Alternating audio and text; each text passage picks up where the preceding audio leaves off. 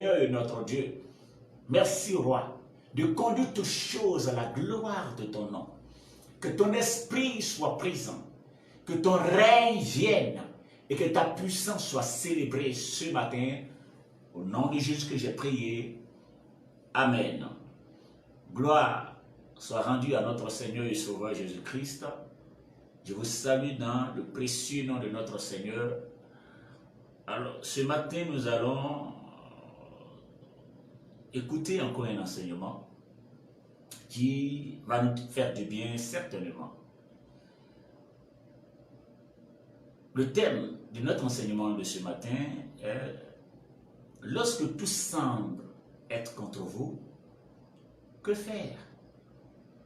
Lorsque tout semble être contre vous, lorsque vous avez fourni autant d'efforts, vous avez lutté, vous avez jeûné, vous avez prié, malgré les efforts que vous avez fournis, tout semble être contre vous. Lorsque vous n'avez plus d'issue, vous n'avez plus de solution, vous ne savez plus quoi faire, à partir de ce moment-là, que faut-il faire? Alléluia. Qu'est-ce qu'il faut faire lorsque tout va mal? Lorsque tout semble être contre vous? Lorsque vous n'avez plus d'issue, qu'est-ce qu'il faut faire concrètement? Alors nous allons prendre la parole de Dieu dans le livre de Job, le chapitre 42 et le verset 2. Je lis la parole de Dieu.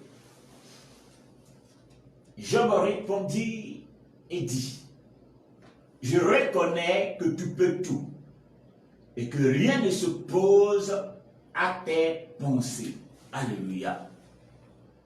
Seigneur, encore bénis ta parole. Bénis ta parole.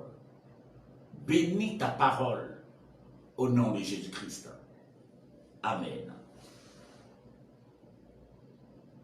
Job, ici, qui va reconnaître les merveilles, reconnaître que personne ne peut s'opposer à la pensée de Dieu, personne ne peut s'opposer au projet de Dieu, personne ne peut s'opposer au plan, au dessein du Seigneur. Mais il y a eu un parcours avant de donner cette conclusion. La Bible nous dit que Job a vécu pas mal de difficultés. Vous savez, vous pouvez tout perdre dans la vie. Quand je dis tout, vous pouvez perdre des êtres chers. Vous pouvez perdre des biens, c'est-à-dire l'emploi, de l'argent, des maisons. Vous pouvez perdre autant de choses, autant de biens. Mais si vous perdez tous ces biens, vous n'avez pas encore tout perdu. Il reste une chose essentielle. Quand bien même vous allez perdre des économies, vous allez perdre une maison, tout ce que vous avez pu, je dirais, emmagasiner, toute votre vie, toutes vos économies, arrivent à s'évaporer en un clin d'œil, vous n'avez pas encore tout perdu. Quand vous allez perdre des êtres chers, des maisons, vous n'avez pas encore tout perdu. Et pourquoi? L'essentiel, la chose essentielle à ne pas perdre, c'est la foi en Dieu. Si vous perdez la foi en Dieu, vous avez tout perdu. Si vous n'espérez plus que Dieu soit à mesure de faire quelque chose de nouveau dans votre vie, si vous ne croyez plus qu'il soit capable de changer votre quotidien, si vous dites que mon âge est tellement avancé que cette révélation ou cette prophétie annoncée n'est plus possible, je vis tellement de difficultés que je ne crois plus que Dieu soit à mesure de changer cette situation. Là où je suis, c'est tellement dur, c'est tellement grave que je ne crois plus en cette je dirais, prophétie ou révélation. Je ne crois plus au message que le Seigneur m'a donné. Je parle de messages authentiques qui viennent du Seigneur. Vous ne croyez plus.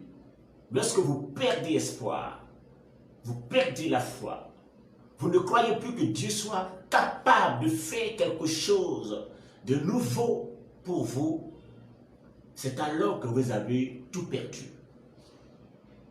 Comme on le dit souvent, l'espoir fait vivre. En Jésus-Christ, c'est la foi qui fait vivre. C'est la foi qui détermine tout dans notre vie. Et c'est pourquoi notre Seigneur Jésus-Christ, avant de partir, qu'est-ce qu'il disait aux apôtres? Est-ce que lorsque je vais revenir, je trouverai la foi sur la terre? Est-ce que je vais trouver la foi sur la terre? Mais pourquoi Jésus ne dit pas, lorsque je vais revenir, est-ce que je vais trouver des miracles sur la terre? Est-ce que je vais trouver des paroles de connaissance sur la terre? Est-ce que je vais trouver des révélations authentiques où on donne tous les détails de la maison, de maman, de papa, d'arrière-grands-parents, tout ce que vous avez fait?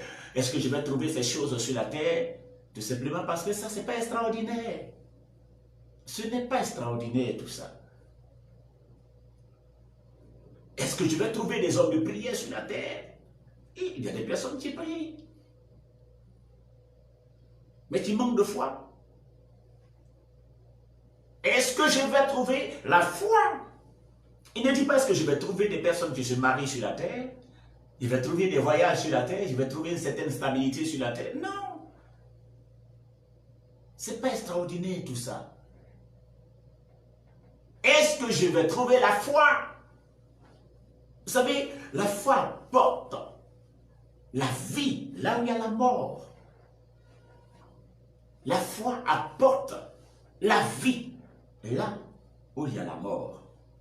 C'est dans ce sens-là que le Seigneur demande, est-ce qu'il trouvera la foi sur la terre? La foi rentre en ligne de compte lorsque tout semble perdu. Lorsqu'on pense avoir tout échoué. La foi, c'est la dernière carte. Lorsqu'on n'espère plus en rien. Lorsqu'on pense que cette situation, elle est tellement chaotique que jamais on ne pourra sortir de là. C'est dans ce sens-là, ou du moins c'est à ce niveau-là, que la foi doit rentrer en ligne de compte. Là où plusieurs chrétiens et chrétiennes, plusieurs enfants de Dieu rétrogradent, c'est lorsque cette personne commence à perdre la foi en Jésus-Christ. C'est lorsque tout semble être contre vous. C'est lorsque tout semble être contre vous que vous commencez à perdre la foi. Comment tout peut être contre vous? Alors, lorsque vous honorez Dieu dans les dîmes, dans des offrandes, lorsque vous honorez Dieu et vous vivez une vie de sanctification, vous faites des moments de jeûne et de prière, vous faites le mieux. Selon vous-même, vous pouvez dire, je fais tout. Parce que c'est ce que l'être même dit, je fais tout pour plaire à Dieu. Lorsque vous faites tout pour plaire à Dieu, et que le résultat de tout ça n'est que néant, alors la peur va commencer à s'installer. Avant même que la peur n'arrive, il y a d'abord le découragement. Le découragement va commencer à s'installer. Mais j'ai fait tout. J'ai jeûné, j'ai prié, j'ai posé des actions prophétiques, j'ai donné des offrandes, des dîmes, j'ai fait tout ce qui est à mon pouvoir, mais pas de résultat concluant. Tout n'est que néant dans ma vie. Où est ce Dieu en qui j'ai cru? Où est le Dieu de miracles dont la Bible parle? Je suis fatigué. Il y a les fautes paroles, les larmes commencent à sortir. Et après qu'on finit de pleurer, il n'y a pas de résultat encore. Waouh! C'est dans ce moment-là que le découragement arrive. Après qu'on soit découragé, il y a la peur qui commence à s'installer. Peur de ne pas réussir sa vie. Peur de ne pas pouvoir atteindre ses objectifs. Peur de ne pas rentrer à la matérialisation ou à l'accomplissement de cette prophétie ou cette révélation dans notre vie. Peur de ne pas arriver à l'accomplissement de ce qui a été dit sur notre vie.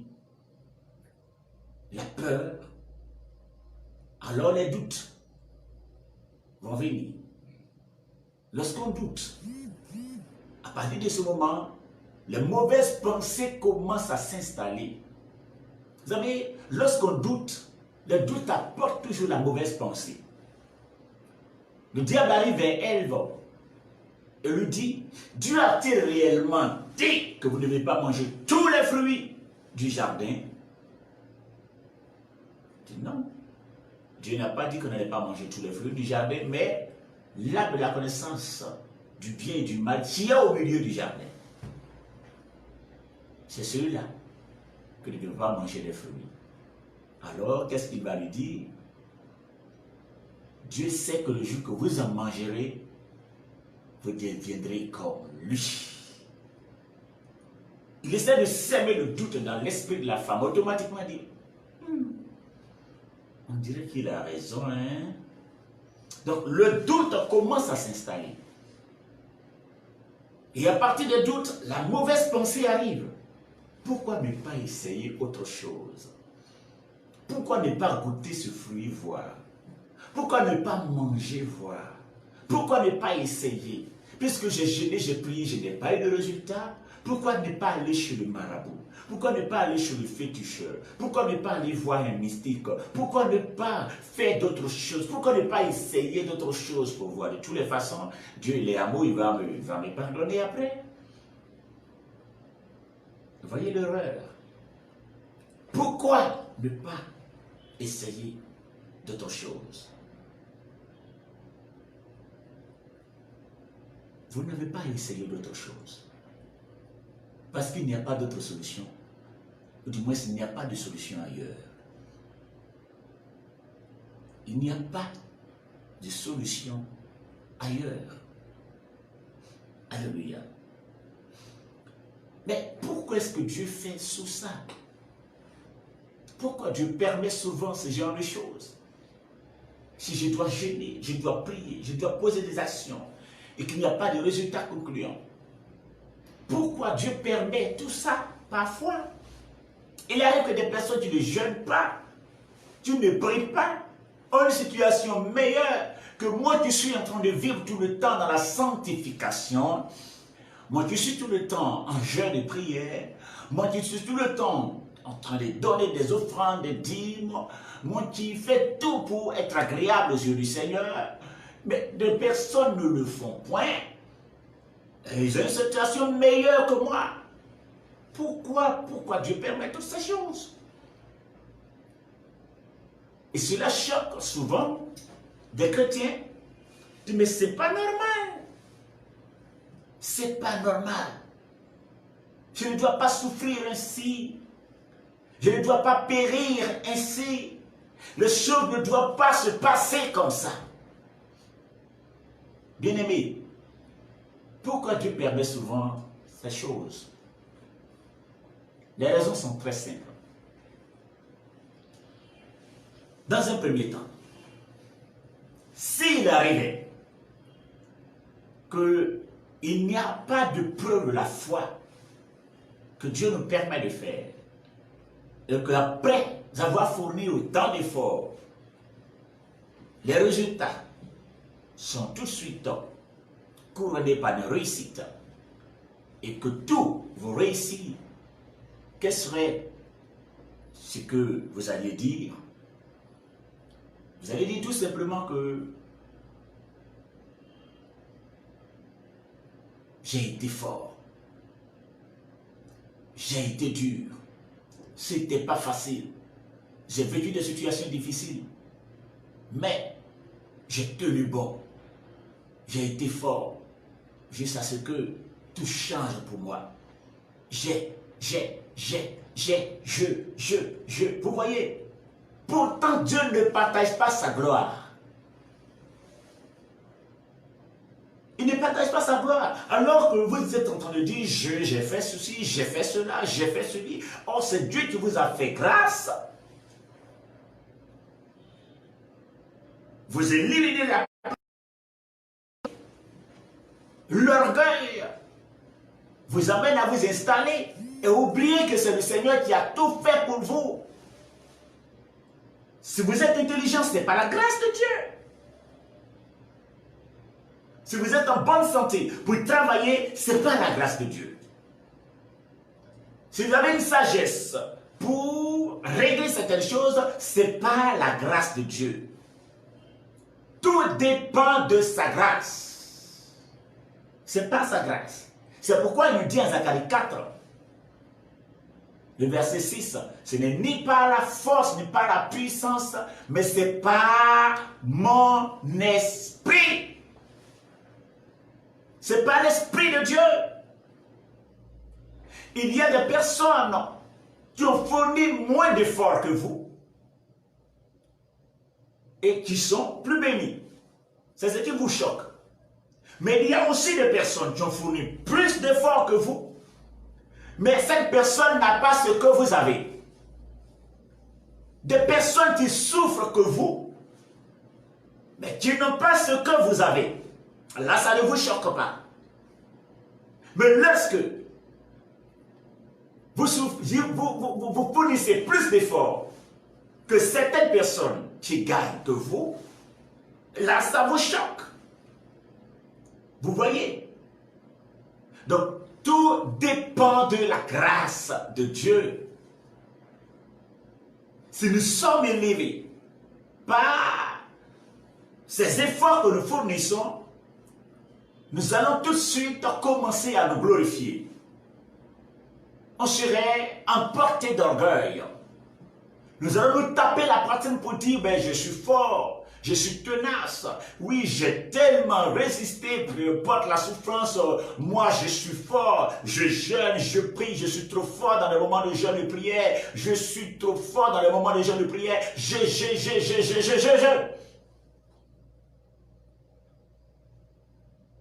Je connaissais une servante de Dieu dans un quartier proche de mon quartier, à Port-Boué, qui aimait lancer autant de défis.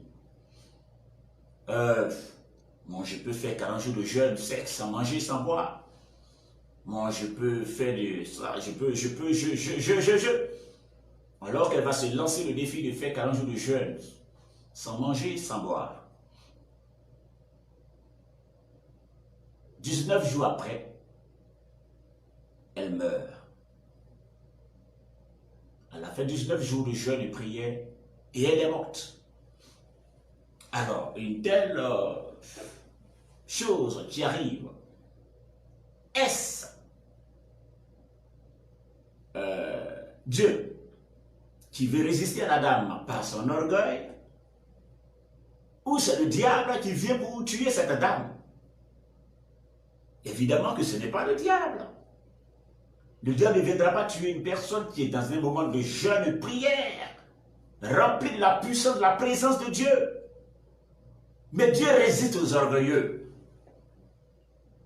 Vous pouvez être rempli du Saint-Esprit et être rempli d'orgueil. Alors que Dieu résiste aux orgueilleux, peu importe votre niveau, un bon matin vous allez descendre. Peu importe votre gloire, un matin vous allez descendre. Alléluia. Alors que nous savons que c'est le Seigneur qui élève, il est important de lui donner toute la gloire. Il est écrit en Psaume 75, versets 7 à 8. L'élévation ne vient ni de l'Orient, ni de l'Occident, ni du désert. c'est l'Éternel qui élève. Il abaisse un et il élève l'autre. Donc d'autres fournissent plus d'efforts que vous. Ils gagnent peu. Plus grave, d'autres travaillent comme des éléphants. Ils ont un salaire de fourmi. Petit salaire de fourmi. Pendant qu'il a travaillé comme un éléphant. Donc, tout dépend de la grâce de Dieu. Arrêtez de compter sur votre propre capacité. C'est vrai, il est important d'avoir des capacités. Chaque personne a des capacités. Dieu donne des capacités à chaque personne. Mais il veut que nous comprenions que cette capacité que nous avons, c'est lui encore qui nous a donné. C'est lui qui nous a donné. La sagesse, il est celui qui nous a donné. L'intelligence, il nous les a donnés. Tout ce que nous avons vient du Seigneur. Alors nous pouvons tout par lui, qui fait de nous ce que nous sommes. Alléluia. Donc c'est comme ça que ça doit fonctionner. C'est comme ça que nous devons réfléchir. Vous savez, la foi est l'essentiel pour le Seigneur. C'est pourquoi il dit tout simplement, est-ce que lorsque je vais revenir, je trouverai des personnes qui ont la foi sur la terre? Est-ce que je trouverai la foi sur la terre? Sans la foi, nous ne pouvons être agréables à Dieu. On ne peut pas plaire à Dieu sans la foi. Vous pouvez gêner, vous pouvez vivre dans la sanctification, vous pouvez sauter, vous pouvez tout faire, vous pouvez faire des grosses offrandes, des dîmes, vous pouvez faire tout ce que vous voulez. Mais pour être agréable aux yeux du Seigneur, tout cela doit être associé à la foi. C'est pourquoi il dit que la prière du juste a une grande efficacité. Parce que cette prière du juste est associée à la foi. La foi. Alléluia. Gloire à Jésus-Christ. Il est important que nous comptons sur le Seigneur. Nous comptions sur sa grâce pour pouvoir réussir tout ce que nous voulions faire. Sans ça, c'est compliqué. Votre élévation ne dépend pas des efforts que vous avez fournis. Votre gloire ne dépend pas de tout ce que vous avez fait. De peur que demain, vous ne vous levez pour vous glorifier. Mais ça dépend du Seigneur. C'est pourquoi on le chante. Tout dépend de toi. Jésus, oh, tout dépend de toi. Tout dépend de ta volonté. Tout dépend de notre Seigneur Dieu. Le peuple de la foi est ce qui nous permet de pouvoir déplacer des montagnes, apporter la vie là où il y a la mort. Pendant que vous serez dans cette situation de preuve, où tout semble être contre vous, la persécution viendra. Des personnes se moqueront de vous. Des personnes vont vous insulter. Des personnes vont vous rejeter. Des personnes vont vous parler mal. À l'image de la femme de Job, en Job 2, verset 9, la Bible dit, Job avait déjà tout. Il avait tout. Alors, Dieu maintenant va apporter le peu de la foi, de l'intégrité dans la vie de Job. Qu'est-ce qui va se passer? Il perd tout. Tout ce qu'il avait. Et ses enfants, et des maisons, et des serviteurs, des brebis. Il perd tous ses biens. Et tout ce qui lui est cher est complètement détruit. Au point où sa femme, sa bien-aimée femme, arrive et lui dit, mon mari avec cette situation, tu restes encore dans ton intégrité. Avec tout ce que tu vis, tu restes encore intègre à ce Dieu. Malgré la situation, tu demeures dans ton intégrité. Tu ne gagnes pas à manger, tu crains toujours Dieu. Ta situation est grave et tu me parles encore de Dieu. Tu n'as pas d'emploi et tu me parles encore de Dieu. Dieu ne peut-il pas te donner un emploi? Dieu ne peut-il pas te donner une maison? Ne peut-il pas changer cette situation? Avec tout ce que tu vis, tu me parles encore de Dieu. Qu'est-ce que Dieu a fait pour toi? Ce n'est pas facile. Dieu, on ne peut pas dormir dans la maison. Dieu, qu'est-ce que ton Dieu a fait pour toi? Je m'en fous de ton Dieu. Plus grave, elle dit maudit Dieu meurt. Pour le maudire. Pour le maudire. C'était une fille ivoirienne, elle a dit c'est un maudit. Lui-même qui fait ça, c'est un maudit, mais. Maudit Dieu et meurt. Waouh. Si maudit Dieu, je meurs, tu vas t'attraper un autre gars là-bas. Les femmes de Smaëno. Soyez une aide pour nous lorsque ça chauffe sur nous. Alléluia. Et donc, arrête de rester dans l'intégrité parce que ça ne va pas. Tu ne gagnes pas à manger et tu parles toujours de Dieu. Tu n'as pas un emploi, tu parles toujours de Dieu. Ça ne va pas, tu parles toujours de Dieu. Tu n'as pas un compte gagné, tu me parles de Dieu. Dieu ne peut pas changer notre situation, ne peut-il pas faire quelque chose de nouveau? Tu coupes sous la maladie, me parle encore de Dieu. Ce Dieu ne peut-il pas te guérir? Avec ton handicap, ne parle de Dieu. Avec ton insuffisance, tu ne parles encore de Dieu. Tout est bloqué, tout est confisqué, et tu me parles encore de Dieu. Est-ce qu'il ne peut pas changer ces situations? Mais il indique qu'il est le Dieu Tout-Puissant. Où est sa puissance? Où est sa puissance? S'il est le Dieu Tout-Puissant, s'il est le Dieu capable, pourquoi il ne change pas sa situation? Pourquoi? Pourquoi? S'il est si grand, s'il est si fort, pourquoi me laisse-t-il souffrir ainsi? La Bible dit que nous, en Jésus-Christ, nous sommes des enfants de Dieu. Nous sommes co-héritiers avec le Christ. Alors si je suis enfant de Dieu et que mon Père a tout, quel est ce Père qui est si méchant, si mauvais, au point de ne pas prendre soin de ses enfants? Quel est ce Père qui laisse son enfant souffrir? Un Dieu est si compliqué, si dur. Autant de paroles que vous entendez et vous ne faites que couler les larmes.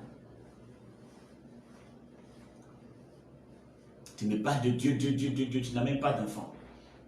Ce Dieu ne peut pas opérer des signes afin que tu puisses concevoir aussi. Je parle de toi. Tu as toujours ce problème de conception. Mais par ce message, tu conçois au nom de Jésus-Christ. Où est le Dieu que tu adores?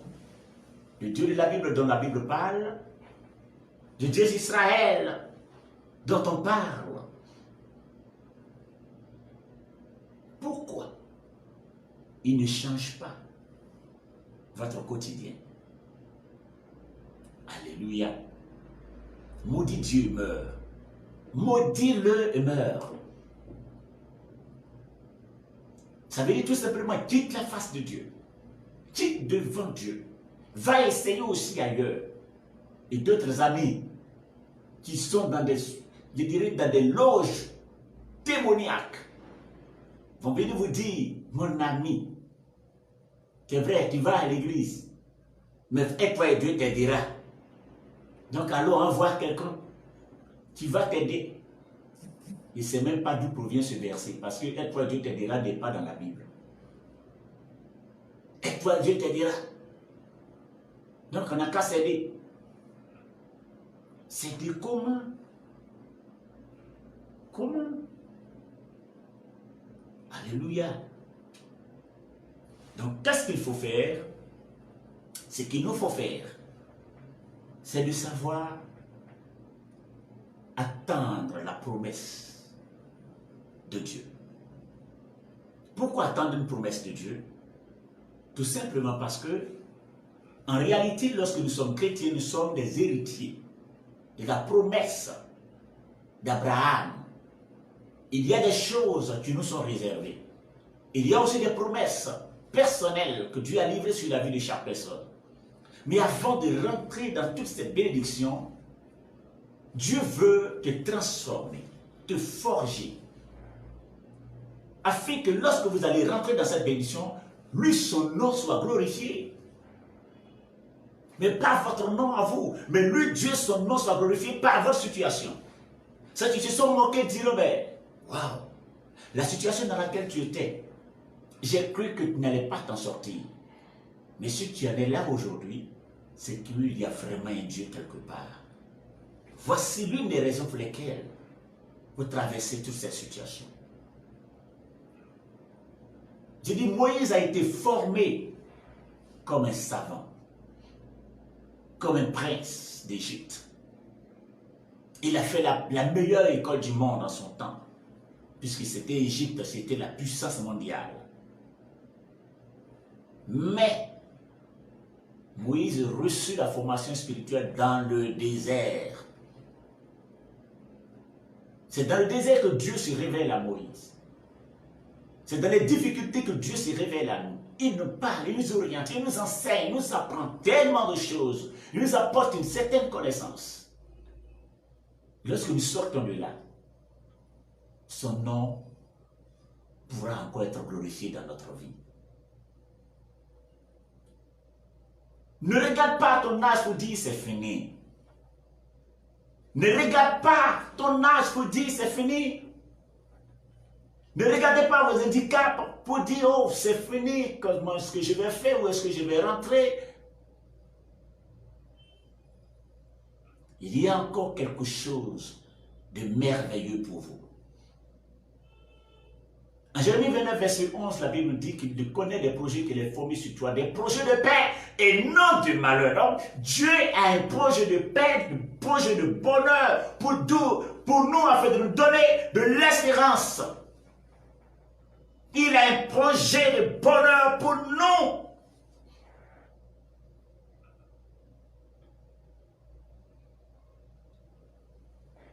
Mais avant de rentrer dans la promesse, il faut demeurer dans la prière, dans la consécration, comme 1 Corinthiens 5, verset 17 le dit, priez sans cesse.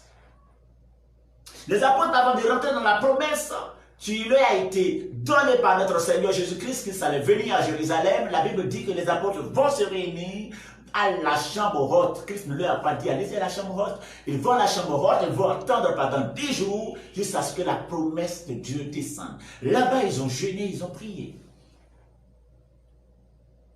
Être à la chambre haute symbolise la consécration à Dieu. Alors que ma vie est consacrée, je demeure en prière, en prière, en prière et attendre la promesse. Si vous priez sans la foi, vous n'avez encore rien fait. La foi doit toujours accompagner tout ce que nous faisons, enfants de Dieu. Vous murmurez une prière, mais vous ne croyez pas que ce que vous êtes en train de dire peut avoir un retour favorable dans votre vie. Vous ne croyez pas ce que vous dites. C'est grave. C'est grave. Il est le Dieu capable. Et rien n'est impossible à lui. Capable. Quand on dit qu'il est le Dieu capable, rien n'est impossible, Dieu en qui rien n'est impossible, il est capable de donner la vie là où il y a la mort. Il est capable lui-même de se faire chair. Sinon Dieu serait limité s'il ne veut pas se faire chair. Il est capable de mourir et revenir à la vie. Alors si Dieu n'est pas capable de se faire homme, n'est pas capable de mourir, n'est pas capable de se réveiller de la vie, alors Dieu est limité. Il y a des choses que Dieu ne peut pas faire. Ici, la seule chose que Dieu ne peut pas faire, c'est de partager sa gloire. En dehors de ça, Dieu peut tout. Il ne veut pas partager sa gloire avec qui que ce soit. Sinon, il peut tout faire. Il peut mourir pour revenir à la vie. Il peut donner la vie à une personne morte. Il peut tout. Il peut tout faire. Il peut tout faire. Alors que je vais demeurer dans la prière, il est important de faire des prières vivantes, des prières fortes. Ce n'est pas Seigneur agit, Seigneur agit, Seigneur agit. Il nous a donné le pouvoir. Vous savez, si vous ne faites rien, vous ne cherchez pas à expérimenter la puissance que Christ nous a donnée, vous risquez de souffrir. Ecclésiaste 8, verset 9. Il y a un temps où l'homme domine sur l'homme pour le rendre malheureux.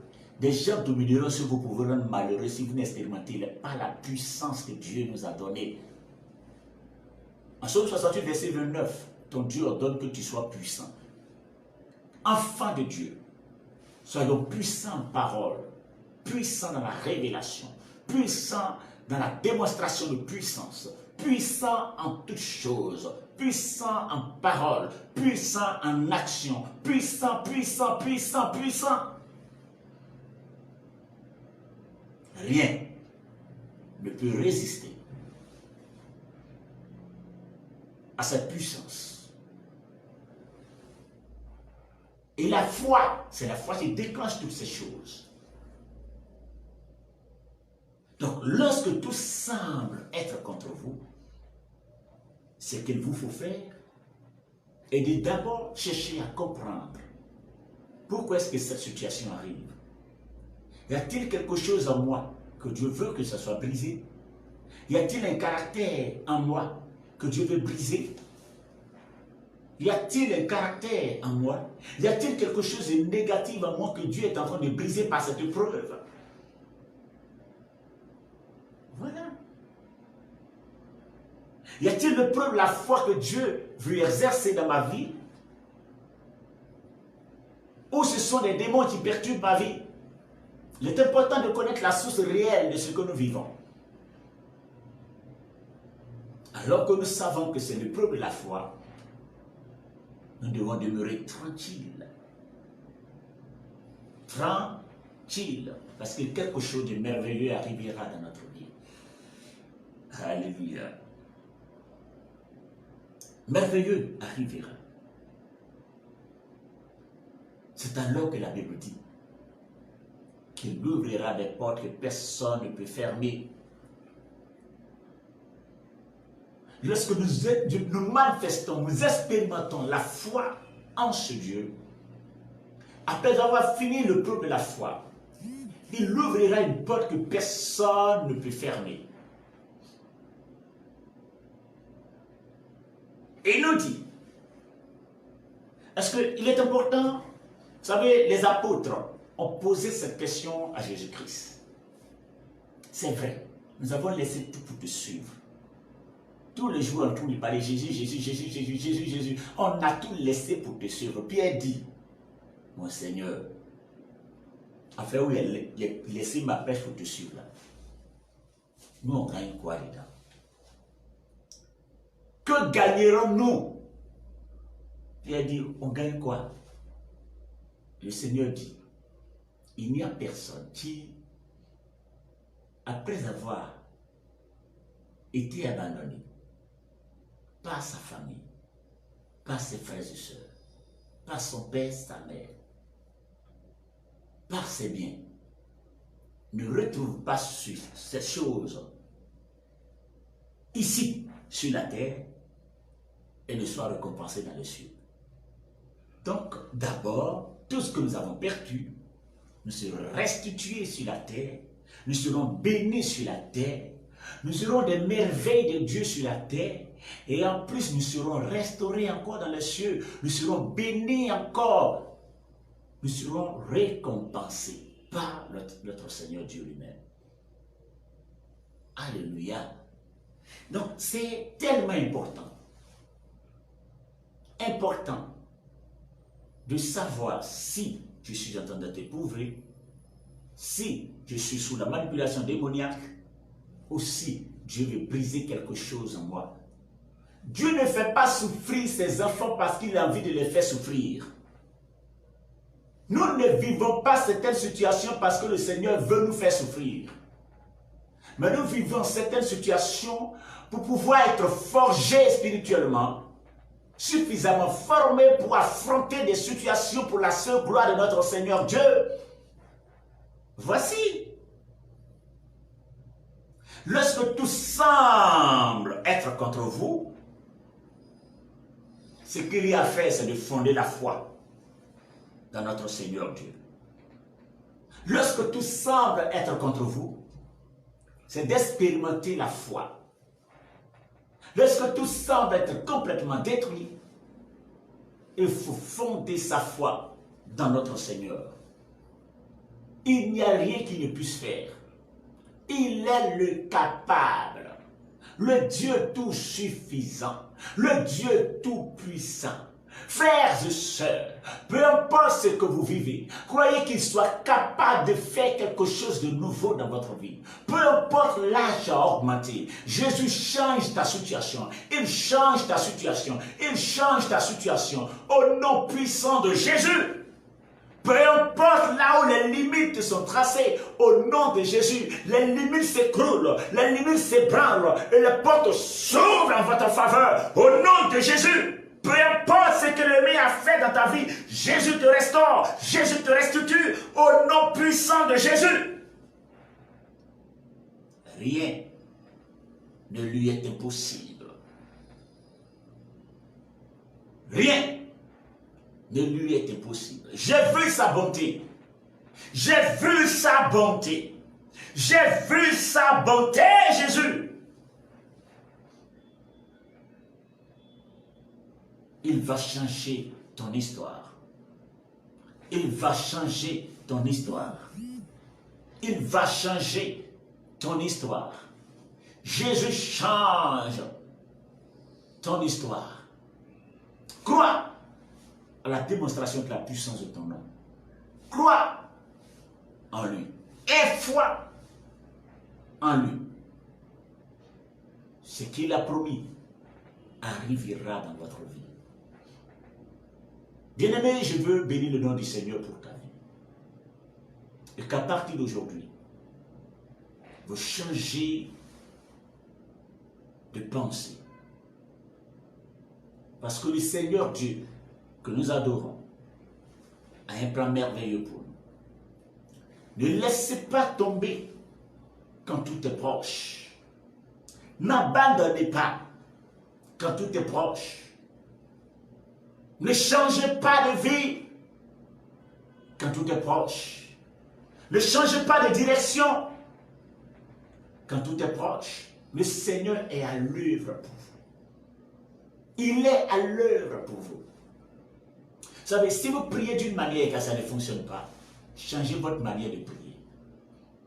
Si vous faites quelque chose tout le temps, qu'il n'y a pas de changement, alors vous-même, changez comment vous avez l'habitude de faire les choses. Si vous jeûnez et vous priez, et que la prière que vous faites tout le temps, c'est Seigneur intervient, Seigneur agir, il y a ma situation, vous pleurez, vous pensez que Dieu bénit à cause des pleurs. Détrompez-vous, Dieu ne nous bénit pas parce qu'on souffre. Il ne nous bénit pas parce qu'on pleure. Il y a des personnes qui pleurent que vous et que Dieu ne les bénit pas. Il ne bénit pas parce qu'on pleure. Dieu est un Dieu de principe. Il bénit parce que ça rentre dans ses principes.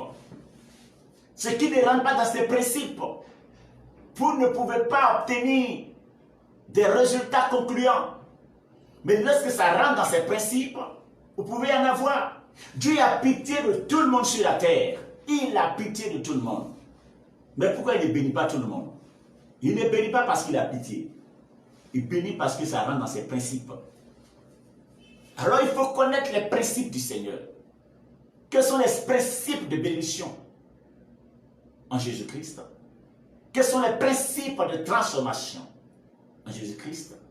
Quels sont les principes de l'élévation en Jésus-Christ?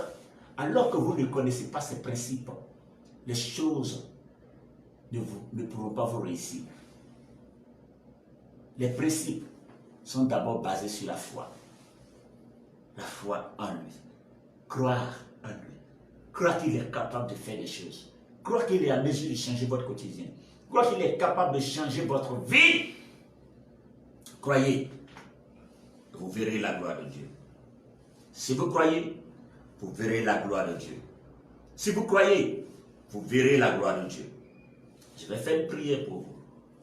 À partir d'aujourd'hui, que toutes les personnes qui espèrent en Jésus-Christ, depuis des temps, qui n'ont pas de résultats, qui depuis attendent que leur situation change, mais il n'y a véritablement rien.